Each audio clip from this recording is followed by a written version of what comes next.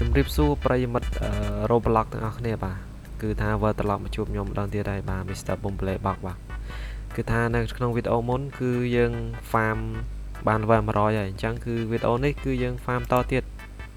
អញ្ចឹងដែរអ្នកនរគ្នាកុំភ្លេចចុច Subscribe និងបើកសញ្ញាកណ្ដឹងផងអ្នកយើងហើយចុចមេដៃមួយផងគឺថានៅក្នុងវីដេអូមុនគឺមានគ្នាយើងជួយ control ច្រើនខ្លាំងមែនតើហើយគឺ 3k view និង200 subscriber បាទមានគ្នាយើង comment ច្រើនខ្លាំងមែនតើថា add មកខ្ញុំហើយនឹងខ្លះគឺទម្លាក់ឈ្មោះមកគឺខ្ញុំបាន add ទៅគឺខ្ញុំបានអាន comment អស់ហើយនិងខ្ញុំបាន add ទៅអស់ហើយតែខ្លះ comment ថាជួយ farm ខ្ញុំឲ្យដល់ level 1000អីចឹងទៅតែដល់ពេលខ្ញុំបញ្ចូលលេង game គឺអត់មានគ្នាយើង online ទេនេះបាទហើយមានអ្នក comment ឲ្យខ្ញុំនេះចូលមកទិញអីគេមកទិញអីកន្លែងនេះគឺគេមានលក់ដូចជាអីគេនេះចាំ air ចាំ aura និង flash step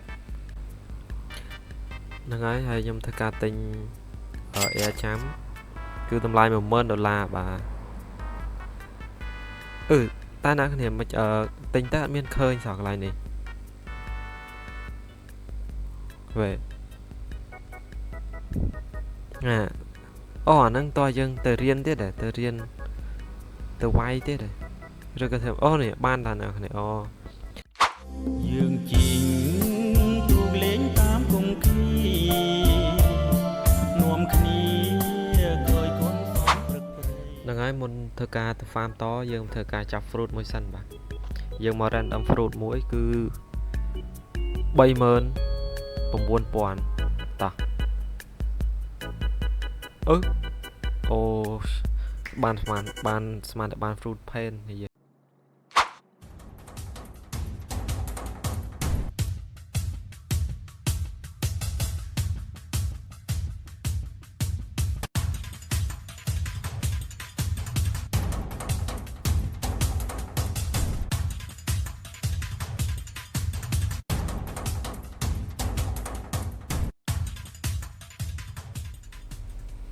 អូខេឥឡូវយើង level 120ហើយយើងអាចទៅកោះផ្សេងបានហើយតោះទៅកោះផ្សេងទៀតយើងតាមមាត់ច្រាំងខៀវខ្ចីអូនសំរស់ស្រីរីកពេលព្រឹក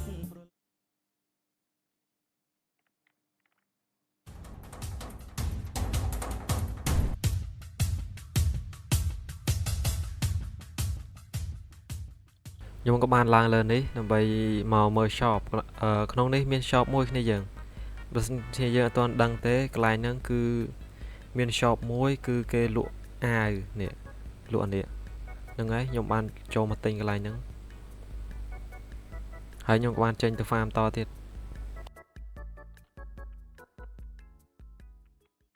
អូខេហើយឥឡូវគឺខ្ញុំគ្រូ level 130ហើយគឺយើងអាចវាយមេបានហើយតោះឥឡូវយើងទៅវាយមេទាំងអស់គ្នា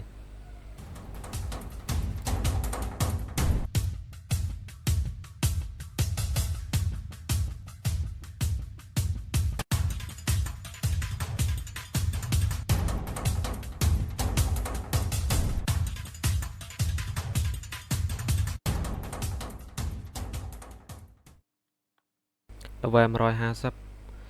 អូខេបាទឥឡូវគឺយើងគ្រប់ទៀតហើយបាទគឺតោះយើងទៅកោះថ្មីទាំងអស់គ្នាបាទអូខេបាទឥឡូវយើងមកដល់ហើយបាទគឺកោះនេះឆ្ងាយគ្នាយើងហើយខ្ពស់ទៀតហើយ quest នៅឆ្ងាយពីគ្នាទៀតតែយើងដើមស្រួលធ្លាក់ទៀតគ្នាយើង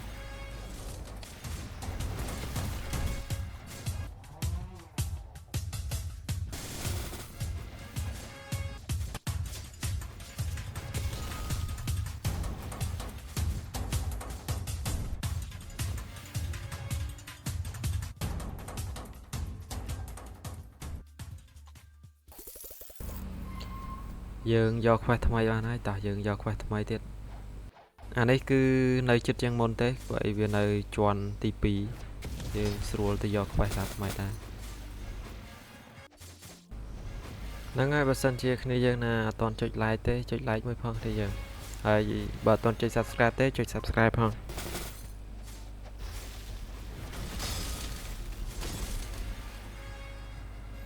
អូខេឥឡូវយើងគ្រប់ទៅកោះថ្មីទៀតហើយតោះ យើងទៅកោះថ្មីទាំងអស់គ្នាអូខេបាទគឺយើងជិះទៅហើយបាទឆ្ងាយអូនៅមុខយើងកោះចាងហ្គលនេះយើងតោះឥឡូវយើងចូលទៅ Powell Fruit មួយសិនយើងជិះកាត់ហើយកុំឲ្យខាតជើងតោះនេះ Summer Fruit គឺ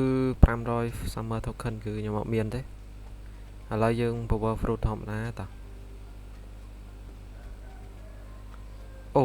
វាឡើងថ្លៃតើគ្នាយើងគឺខ្ញុំឡើង level 190ឥឡូវវាឡើងថ្លៃតោះឥឡូវគឺ 50000 តោះបានអីអូ plate អាហ្នឹងខ្ញុំមានមួយឯគ្នាយើងគឺគេឲ្យខ្ញុំឥឡូវយើងយកឲ្យគេមកតោះឲ្យព្រឹននេះមកឥឡូវខ្ញុំមកដល់កោះថ្មីនេះគ្នាយើងកន្លែងនេះ NPC ច្រើនមែនគ្នាយើងខ្ញុំមិនដឹងថា NPC ស្អីខ្លះនេះតោះឥឡូវយើងយកខ្វេះកុំស៊ីម៉ោងយូរបញ្ញាប់ឡើង level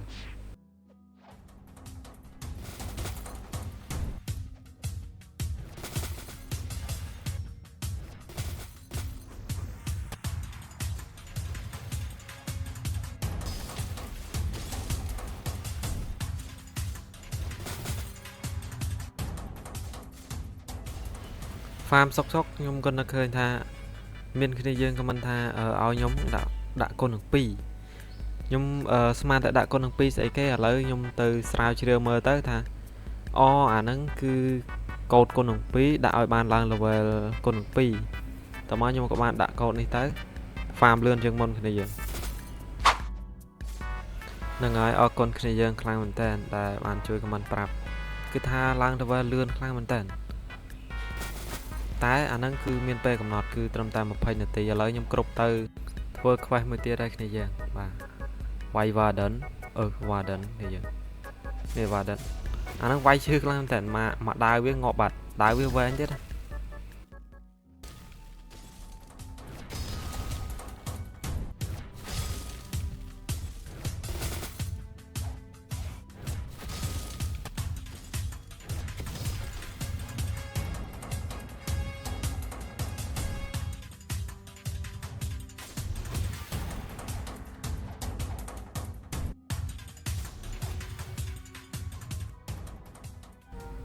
អ្នកហើយកន្លែងនេះគឺខ្ញុំបានដើរវែងនេះមួយណែមើលល្អអត់ទេយើងដើរហ្នឹង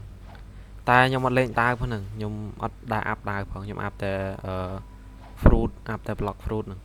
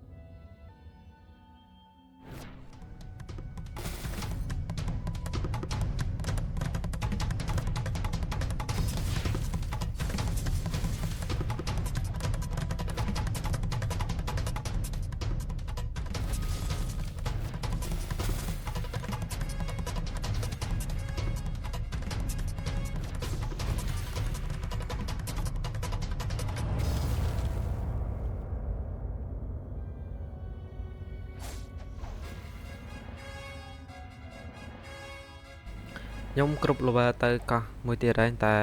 ខ្ញុំអត់ចង់ទៅតែខ្ញុំចង់ទៅវាយអានេះ Swan នេះចង់បានអាវវាខ្ញុំវាយវាងាប់2-3 ដងហើយតែវាអត់ទាន់ធ្លាក់អាវហើយសោះអូខេឥឡូវយើងវាយវាងាប់ហើយគឺអត់អាវទៀតហើយហ្នឹងហើយគឺយើងអត់ទទួលបានអាវទេគឺប៉ុណ្ណឹងហើយគឺខ្ញុំសុំទៅកោះថ្មីទេតោះយើងជីងទូកលេងតាមគង្គានាំគ្នាគយគន់សំព្រឹកព្រៃ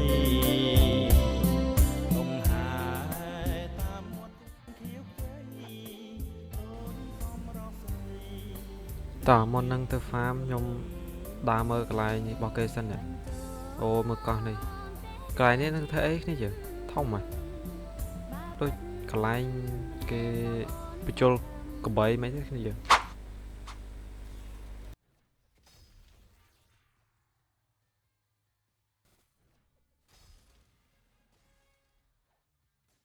អូខេខ្ញុំគិតថា farm កន្លែងនឹងហើយគឺខ្ញុំសុំសម្រាប់ប៉ុណ្ណឹងហើយគ្នាយើងគឺខ្ញុំគិតថាប៉ុណ្ណឹងសិនហើយគឺវីដេអូវារាំងវែងដែរហើយអញ្ចឹងបើសិនជាអ្នកចង់មើលវីដេអូតទៀតអ្នកគ្នាคลิกចុច Subscribe ផងហើយចុចមេដៃមួយផងគឺវីដេអូក្រោយខ្ញុំចេញលឿនជាងហ្នឹងទេ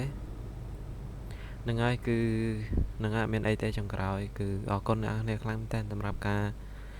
ទស្សនាវីដេអូនេះដល់ចប់អរគុណគ្នាយើង